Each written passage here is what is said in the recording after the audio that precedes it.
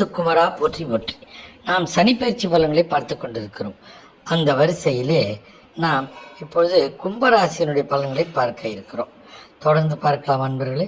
கும்பராசினியர்களே, இந்த சனிப்பயிற்சி 7ரை சனியின் இறுதிக்கட்டமான பாதச்சனியாக தொடங்குகிறது.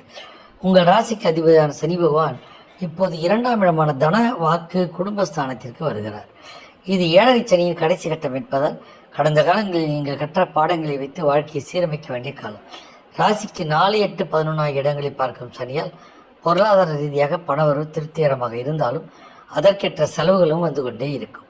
பேச்சில் நிதானம் தேவை.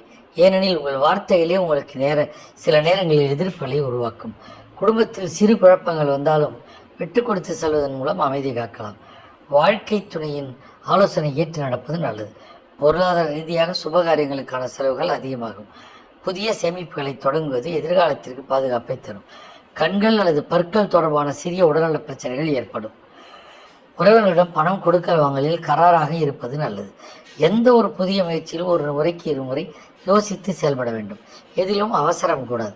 தொழில் மற்றும் உத்தியோகத்தில் உழைப்பு அதிகமாக இருக்கும். வருமானத்திற்கு பஞ்சம் இருக்காது. ஆனால் கடினமாக உழைக்க வேண்டியிருக்கும். பணியிடத்தில் பிறரை பற்றி எந்த விதமான கருத்துகளையும் தெரிவிப்பது கூடாது. அமைதி காக்கவும். தொழிலதிபர்கள் புதிய முதலீடுகளை செய்யும் போது நிதானமாக செயல்பட வேண்டும். உத்தியோகத்தில் இருப்பவர்களுக்கு பதவி உயர்வு கிடைப்பதில் தடை தாமதங்கள் ஏற்படலாம். ஆனால் இறுதியாக வெற்றி கிடைக்கும்.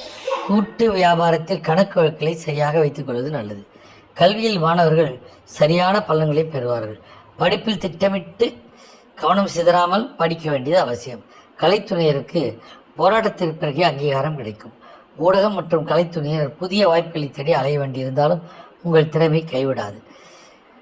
மற்றும் கலைத்துறையினருக்கு இந்த காலம் ஓரளவுக்கு வருமானம் தரும். முயற்சிக்கேற்ற பலன்கள் உண்டு. கும்பராசினர் சனிக்கிழமைகளில் பிள்ளையார் வழிபாடு செய்வதுடன் சனிக்கிழமை தோறும் எல் தீபம் ஏற்றி சிவபெருமானை வளர்ந்து வழிபட நல்லதே நடக்கும். ஏழைகளுக்கு உணவு மற்றும் இனிப்புகளை தானமாக கொடுப்பதுடன் பல தோஷங்களை நீக்கும். வாழ்க வளமுடன். ஓம் சிவாய நம.